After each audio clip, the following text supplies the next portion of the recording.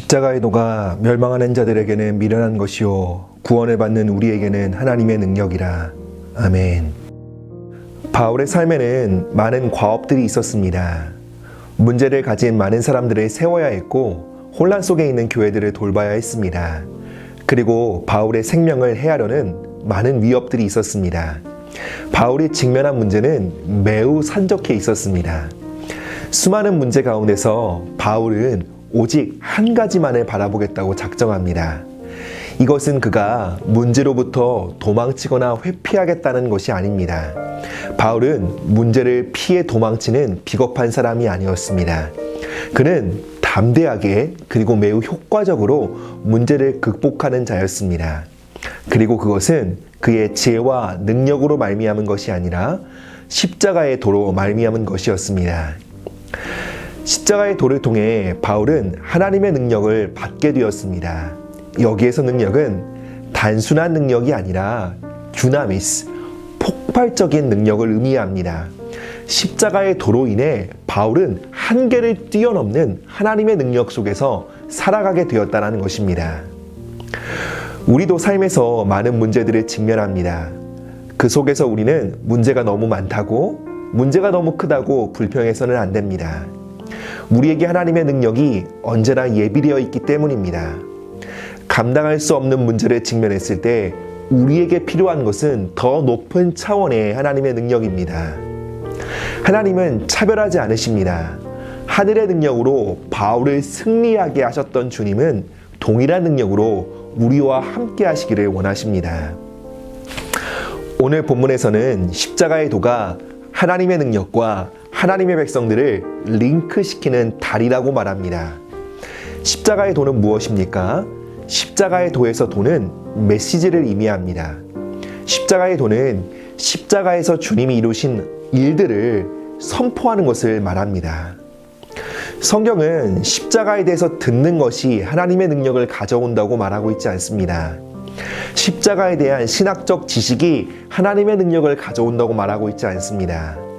십자가에 대한 확신이 하나님의 능력을 가져온다고 말하고 있지 않습니다. 성경은 십자가에 대한 우리 입술의 선포가 하나님의 능력을 가져온다고 말하고 있습니다. 십자가에서 예수님께서 나를 위해서 이루신 일을 선포할 때에 그 선포는 하늘의 능력을 가져오는 통로가 된다는 것입니다. 우리가 모든 문제 속에서 그리스도의 십자가를 말하는 것은 어마어마한 하늘의 능력을 풀어놓는 열쇠가 됩니다. 신앙생활을 어느 정도 하신 분들이라면 십자가의 복음에 대해 교리적으로 잘 알고 있습니다. 그리고 많은 분들은 그것으로 충분하다고 생각합니다. 십자가를 교리적으로 잘 아는 것은 매우 중요합니다. 그러나 그것으로 충분하지 않습니다. 성경은 십자가에서 주님이 이루신 일을 입술로 선포하라고 말합니다. 십자가의 도 앞에 사람들의 반응은 두 가지로 나뉩니다. 첫 번째 반응은 이것입니다. 십자가의 도를 미련한 것으로 여깁니다. 불필요하고 쓸모없는 것으로 여깁니다. 십자가에 대해 말하는 것은 새신자 교육 때 배운 것으로 충분하다고 생각합니다. 십자가는 신앙의 기초라고 터부시합니다. 그들은 삶의 문제를 풀어가는 좀 더 나은 방식이 있다고 생각합니다. 세련되고 교양 있는 방법이 있다고 여깁니다. 그런데 두 번째 반응을 하는 사람이 있습니다. 그들은 십자가의 도를 하나님의 능력으로 붙잡습니다. 십자가의 도가 자신의 삶에 엄청난 효율과 능력을 가져온다고 믿습니다. 삶에서 직면하는 다양한 도전들 앞에서 십자가를 지속적으로 바라보고 십자가에서 주님이 이루신 일들을 반복해서 선포합니다. 성경은 십자가를 말하고 선포하는 일에 있어서 소극적이 되거나 물러선 자들을 향해 멸망하는 자들이라고 강력히 경고합니다. 멸망은 파괴와 손실을 의미합니다. 그들은 악한 영들의 압제 속에 살아가게 되고 하나님께서 예비하신 복들을 잃어버리게 됩니다. 반면에 십자가를 적극적으로 선포하는 자들은 구원을 받게 됩니다. 구원은 보호하다, 완전하게 만들다 라는 뜻이 있습니다.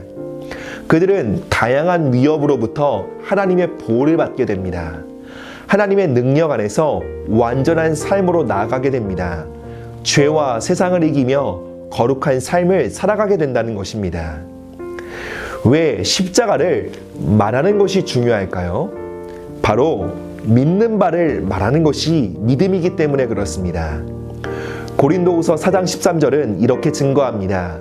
기록된 바 내가 믿었으므로 말하였다 한 것 같이 우리가 같은 믿음의 마음을 가졌으니 우리도 믿었으므로 또한 말하노라. 아멘. 믿음은 지적인 동의가 아닙니다. 믿음은 믿는 바를 담대히 선포하는 것입니다. 참된 믿음은 역사하는 힘이 있습니다. 따라서 우리는 십자가에서 주님께서 이루신 일들을 선포해야 합니다. 그리스도의 십자가로 인해 우리가 어떠한 축복을 받게 되었는지를 말해야 합니다. 십자가를 통해 우리가 어떠한 존재가 되었는지를 선포해야 합니다. 그럴 때 하늘의 축복과 자원이 우리를 향해 움직이기 시작할 것입니다. 고린도후서 5장 21절 말씀입니다. 하나님이 죄를 알지도 못하신 이를 우리를 대신하여 죄로 삼으신 것은 우리로 하여금 그 안에서 하나님의 의가 되게 하려 하심이라. 아멘. 십자가를 통해 우리는 예수님의 의를 덧입게 되었습니다. 이제 하늘아버지께서는 아들 예수와 함께 하셨던 것처럼 동일한 사랑과 능력으로 우리와 함께 하실 수 있게 되었습니다. 온 마음으로 아들을 축복하셨던 것처럼 우리를 축복하실 수 있게 되었습니다. 아들을 큰 고통과 사망에서 건지셨던 것처럼 환난과 시험 가운데 있는 우리를 건지실 수 있게 되었습니다. 아들에게 아낌없이 성령을 부으사 사명의 길을 걷게 하셨던 것처럼 우리에게도 동일한 성령을 부어주사 맡기신 사명을 넉넉히 감당하게 하실 수 있게 되었습니다. 이것을 믿는다면 우리는 믿음을 따라 이렇게 말해야 합니다. 예수님께서 십자가에서 모든 저주와 심판을 받으심으로 나는 하나님의 의가 되었습니다. 예수님께서 나의 모든 죄값을 지불하심으로 나에게는 그 어떤 저주와 심판도 합당하지 않습니다. 이제 나에게 하늘의 축복이 합당합니다. 예수님의 십자가 사역으로 인해 하나님의 축복과 도우심이 나와 함께합니다. 때를 따라 도우시는 은혜로 인해 나는 모든 문제와 시험들을 넉넉히 이길 것입니다. 아멘. 이 믿음의 선포가 매일의 삶에 계속되기를 축복합니다. 그러므로 하나님의 능력이 여러분과 함께하기를 축복합니다. 함께 기도하시겠습니다. 우리를 위해 십자가를 지신 예수님, 십자가에서 이루신 일들로 말미암아 감사드립니다. 우리 삶에 직면한 많은 문제들 앞에 물러서거나 회피하지 않고 우리의 힘과 능력으로 넘어가려고 애쓰지 않고 이제 우리의 입술을 열어 십자가를 선포하길 원합니다. 최후 승리를 얻기까지 십자가를 굳게 붙잡고 자랑하는 믿음을 주옵소서. 나를 승리자로 살게 하신 십자가의 능력을 찬양합니다. 예수님의 이름으로 기도합니다. 아멘.